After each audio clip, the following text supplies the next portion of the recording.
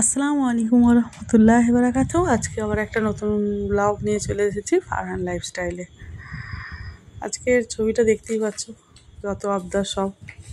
তো সেই জন্য দেখো, প্রথমেই আমি সকালে তৈরি করে দিয়েছিলাম। ওর আজকে স্যান্ডউইচ ছিল, ভেজ স্যান্ডউইচ। সেই জন্য ওকেও রেডি করে নিয়ে চলে গেছিলাম নিচে। কিন্তু মেজো পাপার সময় হয়নি বলে, যেতে পারিনি বলে খুব মন খারাপ। দাদাভাই নিয়ে যাচ্ছে, বারবার বলছে মেজো বাবাটা থাকলে খুব ভালো হতো। আমিও বললাম হ্যাঁ, সেটা তো হতোই, কারণ মেজো বাবা তখন গাড়িটা দিয়ে দিত, যেহেতু দাদা ভাই বা ছোটো পাপা কেউ ছাড়ছে না। সেই জন্য মেজো বাবাকে খুব মিস করছে। দাদা ভাই কী সব বলছে, আর ও মিটকে মিটকে হাসছে, আমার দিকে তাকাচ্ছেই না। আমি বারবার জিজ্ঞেস করছিলাম কী বলছে রে, বলছে কিছু না, বলে দাদা ভাইকে জড়িয়ে নিয়ে চলে গেছে স্কুলে। এই যে যাওয়াটা যে ওর কী আনন্দের, সে ওই জানে। তারপরে আমি চলে গেছিলাম, দেখলাম রাস্তাটা ক্রস করে গেছে, তারপরে আমি উপরে চলে গেছিলাম। তার মধ্যে দেখলাম ওয়েদারটা বেশ কি সুন্দর আছে আজকে, একদম ঝকঝকে আকাশ, পুরো পরিষ্কার। তারপরে কিছুক্ষণ পরে আমি কাজবাজ সেরে বেরিয়ে গেছিলাম ওকে আনতে, যেহেতু ওর ফিস দেওয়ার আছে। সেই জন্য আমি চলে গেছিলাম ওর স্কুলের অফিস রুমে। ওখানে কিছুটা লাইন ছিল, সেই জন্য আমি ভাবলাম এগুলো নতুন আবার স্কুলে লাগিয়েছে, নানা রকম কম্পিটিশানে ওরা সার্টিফিকেট পেয়েছে, সেগুলোই সাজিয়ে দিয়েছিল। তারপরে যখন আমার লাইন চলে এসেছিলো, আমি চলে এসেছিলাম। তারপরে দেখলাম ফারহানেরও ছুটি হয়ে গেছে। এগুলো ওদের ক্রিসমাসে নানা রকম যে এগুলো হয়, স্কুলে সেলিব্রেশন হয়, সেগুলোই ওদের ভিডিও করে রেখে দেওয়া হয়। সবসময় ওটা ভিডিওটা চালু থাকে, সেটাই আমাকে ও ইশারা করে দেখাচ্ছিল।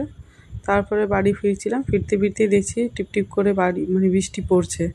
তিনজন মিলে বাইকে, খুব রিস্ক লাগছিলো। ওর পাপা তো হাঁ করে নিয়ে চলে এসেছে।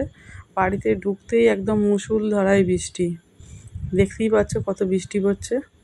তারপরে ফারহানকে আমি খাইয়ে দাইয়ে নিয়ে সন্ধ্যেবেলায় আবার টিউশন পড়তে দিয়ে আসবো বলে নিচেই নামছিলাম। দেখলাম দাদাভাই একেবারে দাদু ভাইকে জড়িয়ে ধরে খুব আদর হচ্ছে, আর দাদিমা ফোন দেখছিল বলে এত দুষ্টু, পাশের ফোনটা নিয়ে আবার দেখতে বসে গেছে। যেই বলছি তুই আবার ফোন দেখছিস, আন্টিকে ফোন করে বলে দিচ্ছি, তখন ফোনটা রেখে পাপার সাথে আবার বেরিয়ে গেছে।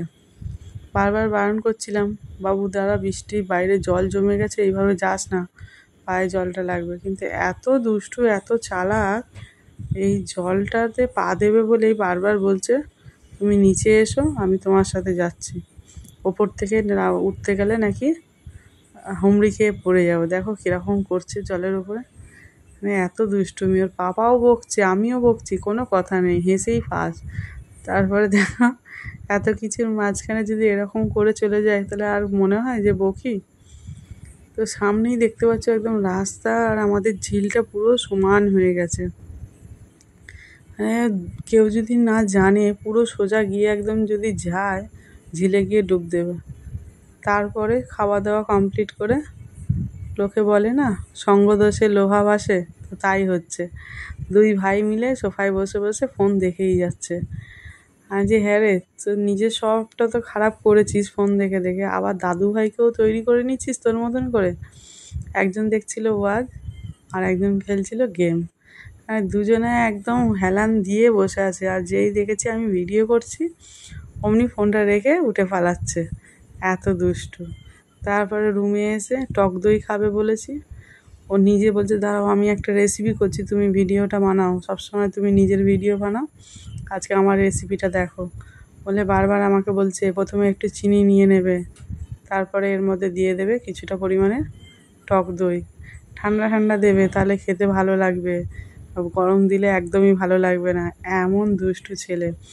তারপরে আমি ওকে রাগাচ্ছিলাম, এমন সেফ হয়েছিস যে প্যাকেট থেকে দই বার করতেই পারছিস না। বলছে দাঁড়াও দেখিয়ে দিচ্ছি কীভাবে বার করতে হয়, সেটাও তো বলতে হবে। তারপরে বার করে নেওয়ার পর সেটাও আবার মুখ দিয়ে খাবে, মানে এত টক দই খেতে ভালোবাসে কি বলবো। তারপরে চামচ দিয়ে চিনি কটাকে গুলে দিয়ে, তাহলে টক দই খাওয়ার কি মানে রইলো, তুই তো মিষ্টি দই এনেই তো খেতে পারতিস। বলছে না, টক দই এইভাবে নাকি খেলে ওর খুব মজা লাগে। তারপরে বলছে এইভাবে গুঁড়তে হবে যতক্ষণ না চিনিটা গুলে যায়, প্রায় 15 মিনিট থেকে 20 মিনিট ধরে। আর লোকেরা তোর এই রেসিপি কেউ দেখবেও না, আর কেউ খাবেও না।